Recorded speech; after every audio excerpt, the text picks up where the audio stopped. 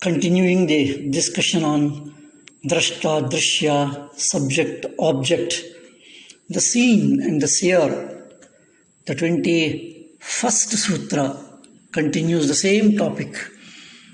The Sutra is Tatartha eva Drishyasyatma. Tadartha eva Drishyasyatma. Tat artha eva Drishyasya Atma. There are beautiful words. And the meaning is tadartha. Tat artha it is.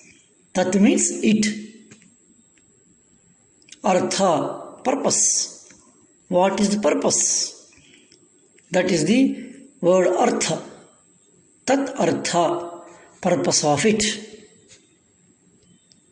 Eva, only. The only purpose of it. Tadartha eva, the only purpose of it. Drishya is the seen. Is the seen. Atma is the soul. Atma, the soul. The Purusha.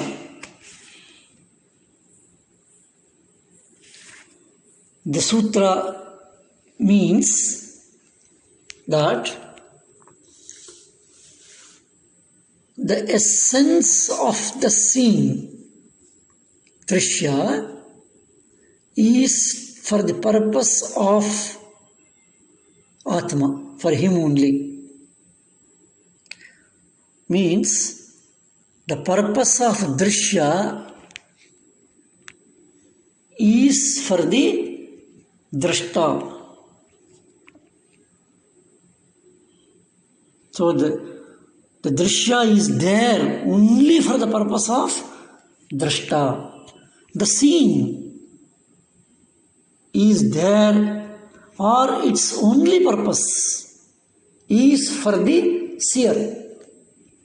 How wonderfully the world which we are there, this entire Jagat, what is the purpose of it? The purpose is for myself, for me, the real of me. And that is what the Sutra says. That the purpose is for me. It also means that if it is for the purpose of me, it is a subordinate to me. Drishya is a subordinate of Drashta. So as long as Drashta is there, Drishya is there. And it appears as a light, as a borrowed light, of course. It shines.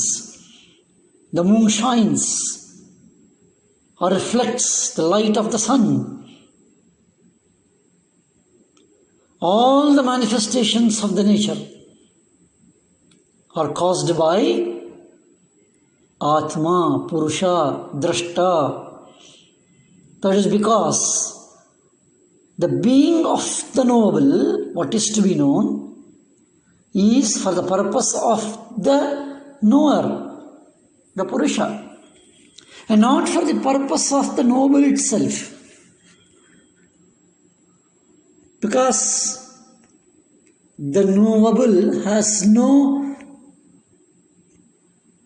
existence of itself. It has no truth of itself. It has no purpose of itself. Its only purpose is for the sake of the knower, the Purusha. Time and again, in various ways, the Yoga Darshana is pointing out that the Drashta, the Purusha, the real of me, the mind, is the true nature, which we have seen earlier in various sutras. kleshas, karmas, karmashaya, karma vipaka, in various dimensions. The word prakriti was used, drishya was used. So it is repeatedly stressed that the Purusha, I am the real of me, is never tainted. It only sees. And it is not involved in the drishya. Various examples we have seen in the earlier sutras. It ever remains totally free from the drishya, prakriti, the world. And that is a very, very important sutra. The world is meant for me, but not in the negative side. So that my reflections is seen. It's a reflection of me. So my behavior, my relationships, my attitudes will be totally different. It is of me. And that is the sutra says that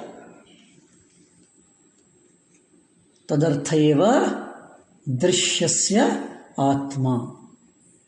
Tadarthameva. The only purpose. Drishyasya. Drishyasya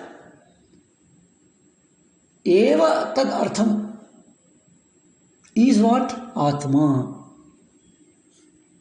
And this is the 21st sutra.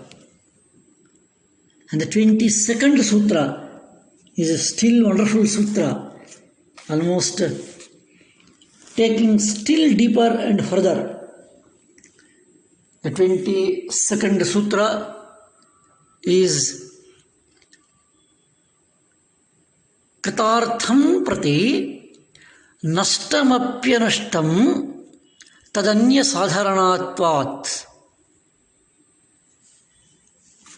Kritartham prati nashtamapyanashtam tadanya sadharanatvat. Kritartham prati nashtamapyanashtam tadanya sadharanatvat. Another beautiful sutra for contemplation. Kritartham. Kritartham. Accomplished. Accomplished purpose. Purpose has been fulfilled. Kritartham. Kritartham it is. Prati, towards. Towards what? Kritartham prati. Nashta, destroyed. Api, at. Anashtam, not destroyed. Tadanya, it is others. Sadharanatva. Sadharanatva is commonness. Generality. Generalization. Universalization. Tva. That sadharanatvat. The generalization means Kritartham prati nashtaha, although it becomes non-existence for him whose purpose has been fulfilled, it continues to exist for others on account of being common to others. How beautiful it is! Very clearly, exactly, our doubts are cleared in this. The sutra says, although drishya, the world, becomes non-existent for a realized person, for a Purusha, whose purpose is fulfilled, but the drishya continues to exist for others on account of being common to others, sadharanatvat. Although destroyed in relation to him, whose object has been gained, and it is not destroyed, being common to the others. A realized person, a yogi, for him, the world may not be existing because the connection is cut. But others, the world is existing. It will exist. This is what the sutra says. It exists because of it's common to all. It is common to all. The wall in front of us, the chairs in front of us, the tables in front of us, the human beings in front of us, entire creation in front of us. For a yogi, for a purusha, it is destroyed, nashtaha. It is nashtaha, destroyed. But it is not destroyed, anastam, for anyaha, for others. Because of it is commonality, sadharanatvat. It is common to all. So that particular person who has cut the drashta drishya conjunction, samyoga, for him, he has separated. But for others, it is there. So for normal understanding, for a realized person, as we say commonly, for a yogi, as we generally refer, the world may not be existing because he has cut it, separated. But all others, it is existing because of its nature is the commonality for all. And beautifully, it is nice to summarize what Swami Vivekananda beautifully puts it. The whole idea of this nature is to make the Atma, the soul, know that it is entirely separate from the nature. And when the soul knows this, the nature has no more attractions for it. But the whole of nature vanishes only for that man who has become free. There will always remain an infinite number of others for whom nature will go on working. This further explains that eternal samyoga, the conjunction of the indestructible energies of the knower and the knowable. See how beautifully Swamiji says, the purpose of the nature is for the realization, and it no more attracts him. But for others, it is there, and it continues its journey beautifully.